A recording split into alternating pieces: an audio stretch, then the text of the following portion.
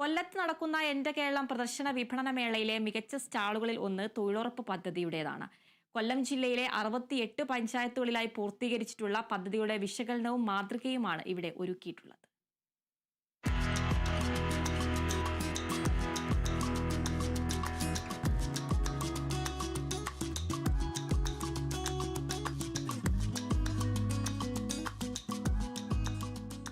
കൊല്ലം ജില്ലയിലെ പ്രധാന പ്രവർത്തികളുടെ ഫോട്ടോകളും അതിന്റെ വിശകലനവും സ്റ്റാളിൽ ഒരുക്കിയിട്ടുണ്ട്.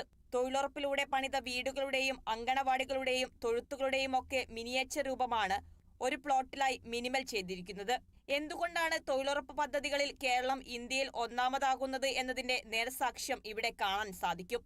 ഇത് കൂടാതെ കാർഷിക മേഖലയെ അഭിവൃദ്ധിപ്പെടുത്തുന്നതിനുള്ള പ്രവൃത്തികളും അതുപോലെ തന്നെ മണ്ണ് ജലസംരക്ഷണ പദ്ധതികളും നമ്മൾ ഇതിന് കീഴിൽ നടപ്പിലാക്കുന്നു.